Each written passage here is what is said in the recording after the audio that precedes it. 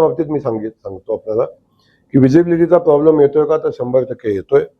ढगाळ वातावरणामध्ये किंबहुना अशा परिस्थितीमध्ये विजिबिलिटीचा प्रॉब्लेम सोलापूरच्या विमानतळाला सातत्याने येतोय. अशा कालखंडामध्ये विमानसेवा चालवणं म्हणजे प्रवाशांच्या जीवाशी खेळणं हा जो विषय आहे तो विषय आहे.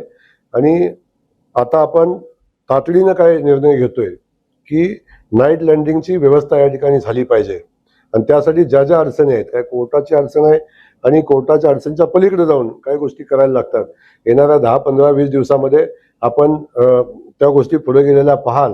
आणि लवकरच या सोलापूर शहरामध्ये नाईट लँडिंगची व्यवस्था उभी राहील आणि सातत्याने विमानसेवा चालू राहील. आता आम्ही कंपनीशी चर्चा करतोय की ही विमानसेवा सातत्यानं चालू राहिली पाहिजे. अशा पद्धतीची चर्चा आम्ही कंपनीशी करतोय. नाईट लँडिंग झालं तरच हे सुरू राहील आणि आता बंद होईल असं काय आहे का? तुमचं काय इच्छा आहे की विजिबिलिटी नसताना विमान चाललं पाहिजे अशी तुमची इच्छा आहे का? यातून एक नाईट लँडिंग आपण समजून घ्या. त्या ठिकाणी नाईट लँडिंगची व्यवस्था आहे, त्या ठिकाणी बाकीच्या सुविधा असतात. या ठिकाणी सोलापूरला जोपर्यंत नाईट लँडिंगची व्यवस्था होणार नाही तोपर्यंत विजिबिलिटीचा प्रॉब्लेम जो आहे तो थोडाफार राहणार आहे. आणि म्हणून आपण त्या दृष्टिकोनातून आपण पाहतो.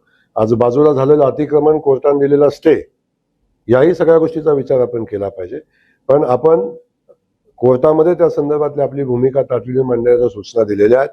कोर्टाशी आम्ही आपली भूमिका मांडून तातडीने ती व्यवस्था उभी करू. आणि जी जमीन ताब्यात घेणं आवश्यक आहे नाईट लँडिंगसाठी ती जमीन आम्ही ताब्यात घेऊ आणि वेळ पडली तर सक्ती करू. पण आम्ही तातडीनं हे त्या जागा खाली करण्याचं काम करू. आणि जे अतिक्रमण बेकायदेशीर केलेलं आहे, गावात घर असताना तिथे जाऊन नव्यानं घरं बांधलेली आहेत, पत्र्याचं शेड टाकून जे अतिक्रमण केलंय ते निष्कासित करावंच लागेल.